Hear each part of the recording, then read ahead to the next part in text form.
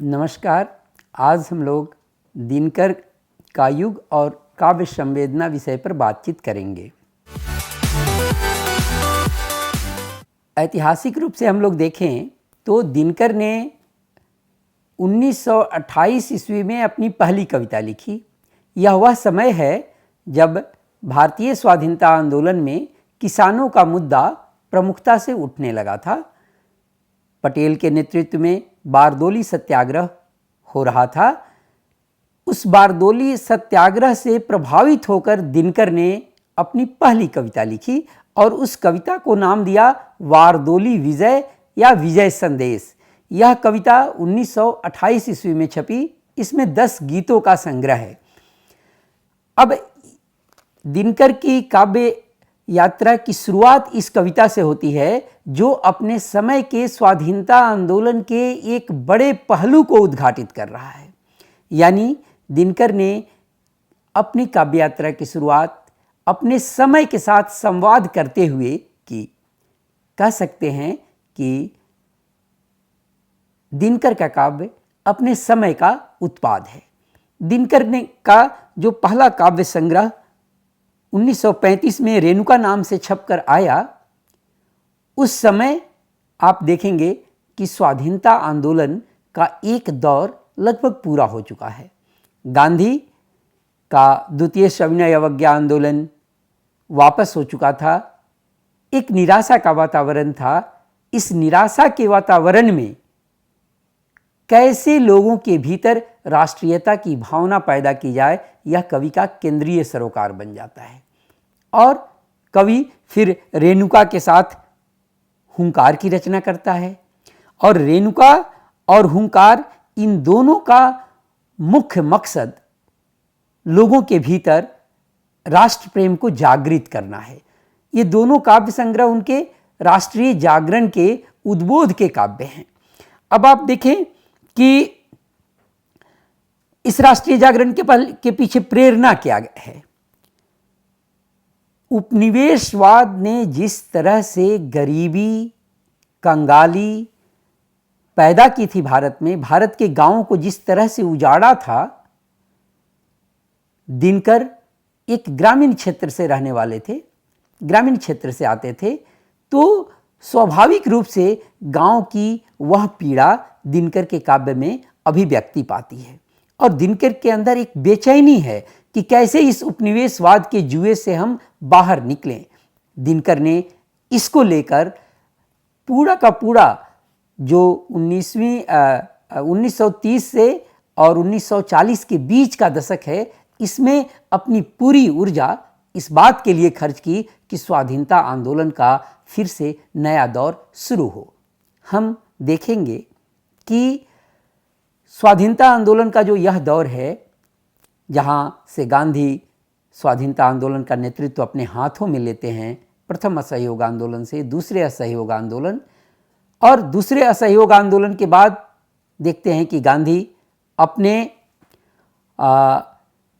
न केवल एक नए तरह का जनसंचार लोगों के बीच करते हैं, जनता के बीच एक नया स्फुरन भरते हैं, बल्कि जो युवा पीढ़ी है, उस युवा पीढ़ी के अंदर एक दूसरे तरह का भी वैचारिक उन्मेष है। वे लोग समाजवाद के नाम पर हिंसक क्रांति के माध्यम से भारत की आज़ादी के भी पक्षधर हैं। ऐसी स्थिति में दिनकर के अंदर गांधी के नेतृत्व में लड़े जा रहे स्वाधीनता आंदोलन और भगत सिंह, चंद्रशेखर आजाद जैसे क्रांतिकारियों के द्वारा लड़े जा रहे स्वाधीनता आंदोलन, इन दोनों की अनुगूंज सुनाई पड़ती है। इसलिए वे हिमालय जैसी कविता भी लिखते हैं, जिसमें कहते हैं, रे रोक युधिष्ठिर को न यहाँ, जाने दो उनको स्वर्ग धीर, या फिर हमें लौटा दो, फिर हमें गांडीव गदा लौटा दे अर्जुन भीमवीर। अब यह कसमकस है कि स्वाधीनता आंदोलन का नेतृत्व युधिष्ठिर जैसी शैली में होगा या अर्जुन और भीम की शैली में होगा। लेकिन जैसा हम देखते हैं कि गांधी 1933 में द्वितीय सविनय अवज्ञा आंदोलन को वापस ले लेते हैं और उसके बाद 1934 में वे कांग्रेस की सदस्यता से इस्तीफा भी दे देते हैं। तो ऐसे माहौल में दिनकर की पक्षधरता जाहिर है कि गांधी से ज़्यादा उन क्रांतिकारी नवयुवकों के प्रति दिखती है जो हिंसक क्रांति के माध्यम से आज़ादी के समर्थक थे। तो स्वाधीनता आंदोलन का यह स्वर दिनकर की काव्य संवेदना का निर्माण करता है। अब इसका एक दूसरा स्तर है। हम देखते हैं कि द्वितीय सविनय अवज्ञा आंदोलन के दौरान भारतीय स्वाधीनता के अंदर गांव और किसान केंद्रीय मुद्दा बनते हैं। दिनकर का जो पूर्ववर्ती काव्य है, काव्य आंदोलन है, वह छायावाद है। उस छायावाद में प्रकृति की चर्चा तो है, लेकिन वह प्रकृति की चर्चा वायवीय ज्यादा है। छायावाद के काव्य में गांव अपनी प्राकृतिक सुषमा के साथ उपस्थित नहीं है। दिनकर यहां पर छायावाद से अपने को थोड़ा अलग करते हैं। वे वन फूलों की ओर जाते हैं। वे साफ तौर पर कहते हैं कि हमको गांवों की ओर जाना पड़ेगा। उनकी काव्य नायिका कहती है कि तुम गांवों के बनो भिखारी, मैं भिखारिनी का लूवेश। यह स्वाधीनता आंदोलन में गांधी के नेतृत्व में जो गांव और किसान केंद्रीय मुद्दा बने थे, उसकी यह अभिव्यक्ति काव्यात्मक स्तर पर दिखती है। यानी दिनकर अनिवार्य रूप से अपने समय के साथ संवाद करते हुए स्वाधीनता आंदोलन के दौरान जिस तरह से एजेंडे नए तरीके से निर्धारित हो रहे थे, उस एजेंडे के साथ दिनकर संवाद करते हैं और उसे अपने काव्यानुभूति के सांचे में ढालने का प्रयास करते हैं। अब दिनकर ने, आप देखेंगे कि दिनकर के अंदर अपने गांव, अपने उस अंचल की सोधी महक किस तरह से काव्यात्मक संवेदना का स्वरूप धारण करती है। मिथिला में शरद उनकी एक कविता है। अब यह कविता उन्होंने अपने जन्मभूमि सिमरिया घाट पर केंद्रित करके लिखी है। अब मिथिला में शरद छायावाद की कविताओं के स्वर से भिन्न स्वर की कविता है। अब यहां पर हम लोग साफ तौर पर महसूस करते हैं कि दिनकर जो भारतीय राष्ट्रीय आंदोलन के दौरान जो एक कसमकस मची हुई थी कि जो आज़ाद भारत होगा वह आज़ाद भारत शहर केंद्रित होगा या गांव केंद्रित होगा। विकास के एजेंडे में शहर केंद्र में रहेंगे या गांव केंद्र में रहेंगे। दिनकर यहाँ अपनी पक्षधरता स्पष्ट करते हैं। वे साफ तौर पर कहते हैं कि नहीं, भारत गांवों का देश होगा। इसलिए जब वे अपना पहला वैचारिक निबंधों का संकलन तैयार करते हैं तो उसका नाम देते हैं मिट्टी की ओर। अब आप देखेंगे कि इस निबंध में, इस संग्रह में जो निबंध संकलित हैं, वे निबंध किस रूप में दिनकर के बन रहे विचार को अभिव्यक्त करते हैं। दिनकर साफ तौर पर लिखते हैं कि पृथ्वी पर जो नई सभ्यता बसने जा रही है, वह नई सभ्यता भौतिक प्रेरणाओं के आधार पर बनेगी। यानी नई दुनिया का जो आधार होगा वह उसकी भौतिक प्रेरणा होगी। देखिए, यह एक महत्वपूर्ण बिंदु है। यहां पर दिनकर छायावाद के उस महत् उद्देश्य से अपने को विलग करते हैं। छायावाद में एक आध्यात्मिकता का भारतीय सभ्यता, भारतीय संस्कृति के पर्याय के रूप में आध्यात्मिकता का जोर था। यानी भारत की जो अपनी विशिष्ट देन है, वह देन आध्यात्मिकता के क्षेत्र में है। लेकिन दिनकर यहाँ इस बात को रेखांकित करते हैं कि नहीं, आध्यात्मिकता के क्षेत्र में हम बहुत महत्व उपलब्धि हासिल करके राष्ट्र राज्यों में बटी दुनिया के बीच अपनी कोई विशिष्ट स्थिति नहीं बना सकते। इसलिए वे साफ तौर पर घोषणा करते हैं कि जो दुनिया आगे बन रही है, जिस तरह की नई सभ्यता का निर्माण हो रहा है, उसमें भौतिक प्रेरणाओं को केंद्र में रखना पड़ेगा। यानी भौतिक विकास के लिए अनुकूल वातावरण बनाना पड़ेगा और उस भौतिक विकास का केंद्र भारत के गांव होंगे। यह अपनी परंपरा से, काव्य की परंपरा से दिनकर का विच्छेद है और यूं कहें कि वह विस्तार भी है। यहाँ पर दिनकर छायावादी काव्य संवेदना का विस्तार करते हुए प्रतीत होते हैं और ये साफ तौर पर लगता है कि दिनकर छायावाद ने जहाँ अपनी बात छोड़ी थी, दिनकर ने वहाँ से उसे आगे बढ़ाना शुरू किया। इसके साथ यह भी रेखांकित करना आवश्यक है कि दिनकर में इसी दौर में यह समझ भी विकसित होती है कि जो नया भारत बनेगा उसमें पौरुषत्व का जोर होगा। पौरुषत्व को दिनकर अपने काव्य संवेदना का एक प्रमुख विषय बनाते हैं। पौरुषत्व के आधार पर ही नई दुनिया में हम अपने लिए, अपने राष्ट्र के लिए कोई विशेष स्थान बना पाएंगे। यहाँ पर आकर वे पौरुषत्व को के दोनों छोर को पकड़ते हैं। पौरुषत्व का एक छोर हमको स्वाधीनता आंदोलन के बीच गांधी का कर्म दिखाई पड़ता है। वहाँ पौरुषत्व त्याग, तपस्या, सत्य के प्रति प्रतिबद्धता से पैदा होती है और पौरुषत्व का एक छोर जो हिंसक क्रांति के माध्यम से सामने आता है।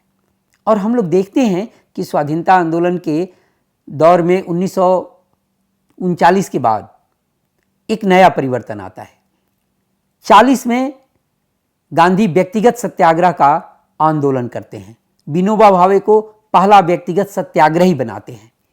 अब व्यक्तिगत सत्याग्रह पौरुषत्व का एक नया संदर्भ है और 42 में आते आते गांधी करो या मरो का नारा देते हैं। भारतीय स्वाधीनता आंदोलन में भारत छोड़ो आंदोलन का एक नया अध्याय शुरू होता है। दिनकर इन दोनों से प्रभावित हैं। एक से प्रभावित होकर वे कलिंग विजय लिखते हैं। कलिंग विजय में साफ दिखता है कि वह गांधी के अहिंसक सत्याग्रह से किस हद तक प्रभावित हैं और युद्ध की नश्वरता को, युद्ध की विभीषिका को किस रूप में वे रेखांकित करते हैं। लेकिन जब विश्व युद्ध शुरू होता है और भारत में 42 का आंदोलन होता है तो दिनकर फिर कविता को एक दूसरे छोर पर ले जाते हैं और यहाँ कविता जो उनके अंदर जो काव्यात्मक संवेदना आकार ले रही है वह कुरुक्षेत्र के माध्यम से अभिव्यक्त होती है। अब कुरुक्षेत्र में दिनकर युद्ध का एक नया दर्शन लेकर आते हैं। कुरुक्षेत्र के बारे में आमतौर पर यह कहा जाता है कि वह द्वितीय विश्व युद्ध की विभीषिका से पैदा हुआ काव्य है।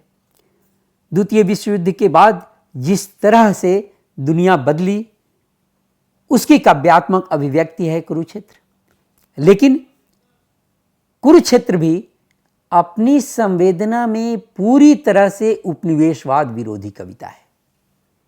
जिस तरह से स्वाधीनता आंदोलन के साथ संवाद करते हुए दिनकर ने अपनी काव्य यात्रा शुरू की थी, कुरुक्षेत्र में हम देखते हैं कि वह एक नए आयाम को छूता है, एक नई भूमि पर वह पहुंचता है। यहां अब दिनकर के साथ एक और तरह का संघर्ष है। दिनकर चाहते हैं कि उपनिवेशवाद के विरुद्ध पूरा देश आंदोलित हो, खासकर नई पीढ़ी आगे बढ़कर इस आंदोलन का नेतृत्व करे, लेकिन खुद वे सरकारी विभागों में नौकरी कर रहे हैं यह जो आत्मसंघर्ष है यह राष्ट्रीय संघर्ष के साथ मिल जाता है। राष्ट्रीय संघर्ष में जिस तरह से कभी आशा और निराशा का दौर, यानी जब स्वाधीनता आंदोलन तीव्र होता है तो राष्ट्रीय जीवन में एक आशा का संचार होता है, और जब आंदोलन शिथिल पड़ जाता है तब निराशा का दौर होता है। दिनकर के साथ भी व्यक्तिगत जीवन में भी यह आत्मसंघर्ष उसी रूप में चलता है। दिनकर के पास एक अपराध बोध भी है। एक ओर हम तो राष्ट्र के युवाओं को आंदोलित करने जा रहे हैं, वहीं दूसरी ओर हम सरकार के अंदर एक पदाधिकारी बनकर सरकार के अंदर नौकरी करके अपना जीविकोपार्जन चला रहे हैं। लेकिन यह जीविकोपार्जन उनकी विवशता भी है। 1945 तक आते आते दिनकर इस चीज से निकलने की कोशिश करते हैं और 45 में वे सरकारी नौकरी से इस्तीफा दे देते हैं, और उस समय स्वाधीनता आंदोलन की एक प्रमुख पत्रिका योगी के साथ वे पूरी तरह से जुड़ जाते हैं। इसी दौर में कुरुक्षेत्र काव्य सामने आता है। अब देखिए, कुरुक्षेत्र में जिस तरीके से दिनकर ने पूरी कविता को एक नए धरातल पर लाया, वहाँ दो तीन बातें ज़्यादा महत्वपूर्ण हैं। वे साफ तौर पर कहते हैं कि उपनिवेशवाद विरोधी संघर्ष के लिए जिस तरह की ऊर्जा की आवश्यकता है वह ऊर्जा प्रवृत्ति मार्ग से पैदा होगी। और भारतीय स्वाधीनता आंदोलन के दौरान यह भी एक बहस का विषय रहा है जिस पर कम चर्चा होती है कि आखिर हम स्वाधीनता आंदोलन को प्रवृत्ति मार्ग के रास्ते ले जाएं या निवृत्ति मार्ग के रास्ते ले जाएं। ये बड़ा दिलचस्प है, जिस ओर मैं थोड़ा इशारा करना चाहूँगा कि स्वाधीनता आंदोलन के दौरान एक बहस है स्वाधीनता आंदोलन के दो बड़े व्यक्तित्वों टैगोर और गांधी के बीच होती है। दोनों के बहस का विषय यह होता है कि दुख के शमन के लिए संघर्ष करना है या आनंद की प्राप्ति के लिए संघर्ष करना है। दिनकर इस वैचारिक संघर्ष में प्रवृत्ति की ओर अपनी पक्षधरता स्पष्ट करते हैं, और इसलिए कुरुक्षेत्र में वे प्रवृत्ति मार्ग का पूरी तरीके से समर्थन करते हुए दिखाई पड़ते हैं। एक अर्थ में कह सकते हैं कि कुरुक्षेत्र प्रवृत्ति का काव्य है, और वह प्रवृत्ति कहां से पैदा होगी? कर्म से प्रवृत्ति पैदा होगी। तो अभी कर्म से जो प्रवृत्ति पैदा होगी इसको वे किस तरह से शब्दबद्ध करते हैं यह आप देखेंगे। कुरुक्षेत्र की पंक्ति है, कर्म भूमि है निखिल महीतल, जब तक नर की काया, जब तक है जीवन के अणु अणु में कर्तव्य समाया। अब पूरा का पूरा जो कुरुक्षेत्र का सप्तम सर्ग है वह कर्म के दर्शन का निरूपण है। अब कर्म के दर्शन की जरूरत इस वक्त यूं आन पड़ी है कि दिनकर को भी यह दिख रहा है कि अब आज़ादी हमारे दहलीज पर खड़ी है, आज़ादी दस्तक दे रही है। इसलिए अगर हमको नया भारत एक मजबूत, सशक्त और विकसित भारत बनाना है तो उसके लिए पूरे देश को कर्म मार्ग की ओर प्रवृत्त होना होगा। और दिनकर की यह आकांक्षा दिनकर के अब तक के काव्यात्मक संघर्ष की चरम परिणति आ जाती है और भारत को आज़ादी मिल जाती है। भारत को आज़ादी मिलते ही दिनकर के लिए एक नया क्षेत्र खुलता है। आज़ादी के साथ स्वाधीनता आंदोलन के दौरान जो सपने संजोए गए थे अब उन सपनों को साकार करने का समय है। इसी समय दिनकर को एक अवसर मिलता है और वे बिहार के उस समय पटना विश्वविद्यालय से संबद्ध मुजफ्फरपुर के लंगट सिंह कॉलेज में, जहाँ से मैं आया हूँ, वहाँ वे हिंदी विभाग के प्रोफेसर के पद पर नियुक्त कर दिए जाते हैं। वैसे दिनकर इतिहास के विद्यार्थी रहे हैं और प्रारंभ से ही उनकी कविताओं में इतिहास का रस घुला हुआ है, लेकिन जब वे हिंदी के अध्यापक बनते हैं तो इतिहास की अपनी पूरी समझ को साहित्य के सांचे में ढालने का उन्हें पर्याप्त अवसर मिलता है। उन्हें जब हिंदी विभाग में वहाँ बिहार शिक्षा सेवा में प्रथम श्रेणी का अफसर बनाया जाता है और प्रोफेसरी हिंदी विभाग में दी जाती है, तब फिर वे अपने सपनों के भारत को स्वर देना शुरू करते हैं। उस समय की उनकी दो पंक्ति है जो विशेष ध्यान अपनी ओर आकर्षित करती है। फावड़े और हल राजदंड बनने को हैं, धूसरता सोने से श्रृंगार सजाती है, दो राह समय के रथ का घर घर नाद सुनो, सिंहासन खाली करो कि जनता आती है। यानी अब एक जो नया भारत बनने जा रहा है वो जन आकांक्षाओं का भारत होगा। वह राजे रजवाड़ों और औपनिवेशिक सत्ताओं, ब्रिटिश राष्ट्र राज्य के मॉडल पर गढ़ा हुआ भारत नहीं होगा, बल्कि वह भारत की जनता की आकांक्षाओं का राष्ट्र होगा।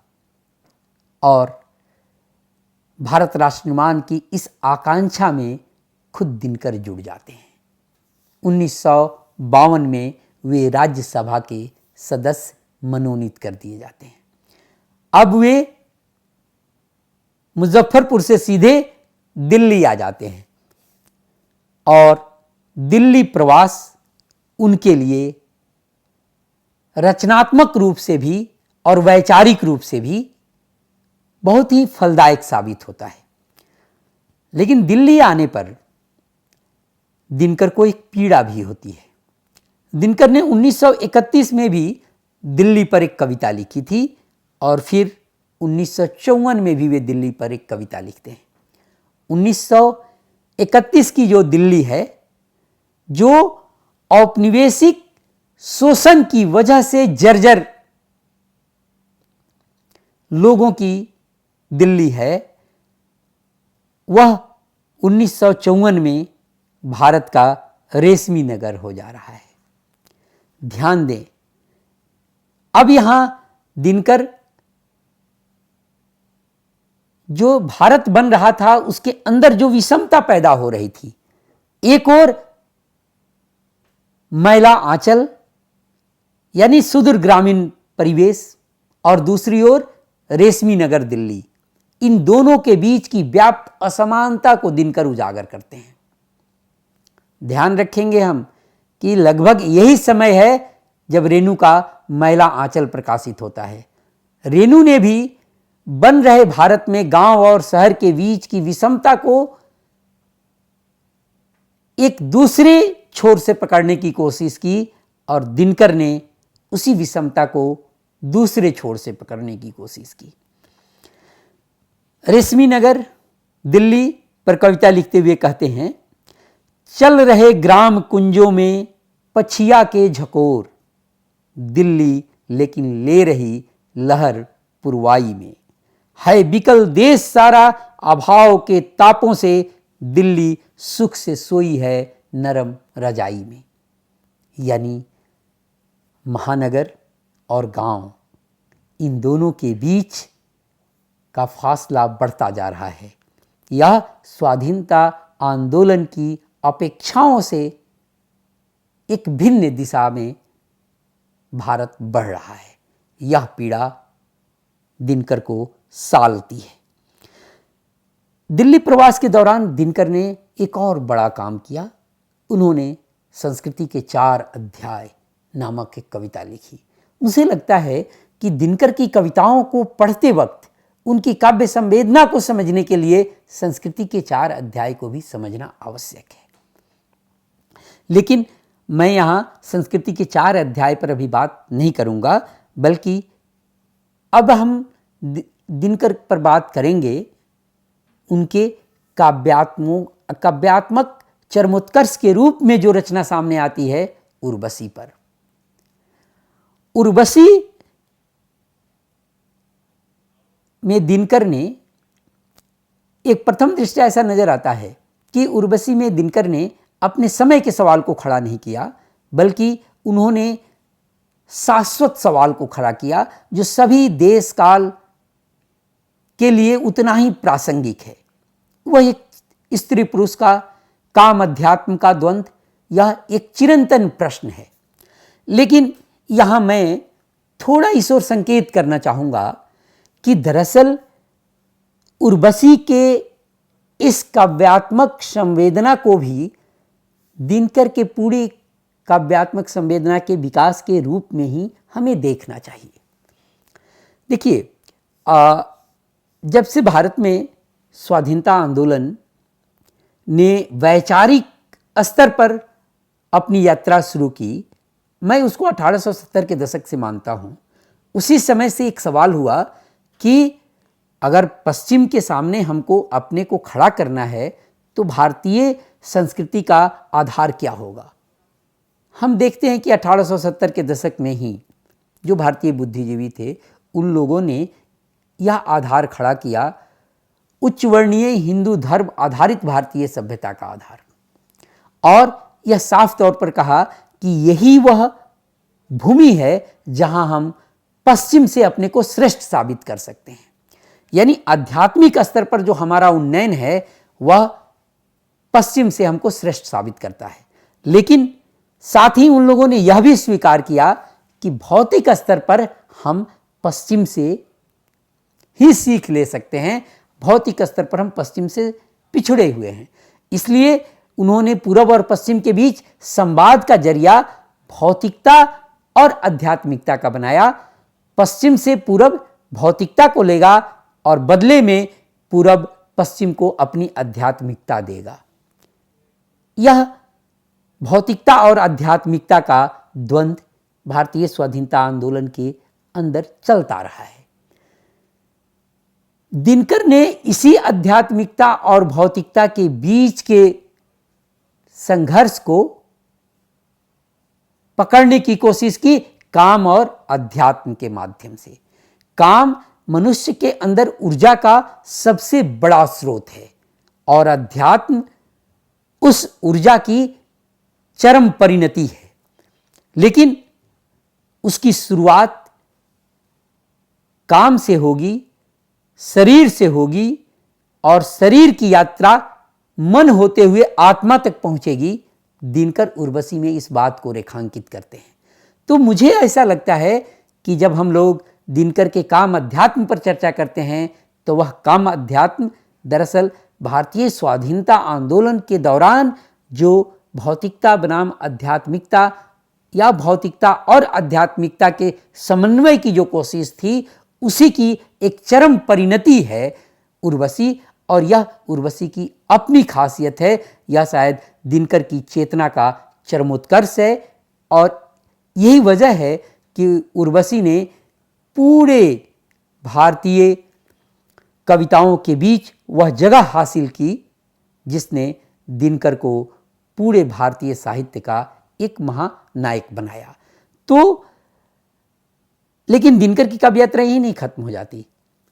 दिनकर फिर जब 1962 में जब चीन से भारत को पराजय मिलती है तो दिनकर का पराजित मन परशुराम की प्रतीक्षा के रूप में अपने को अभिव्यक्त करता है, और परशुराम की प्रतीक्षा में दिनकर फिर से उसी पौराणिक प्रसंग को उठाते हैं नए संदर्भ में।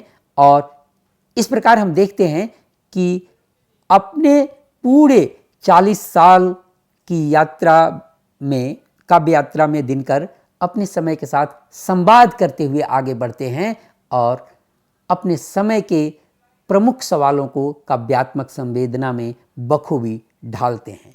धन्यवाद।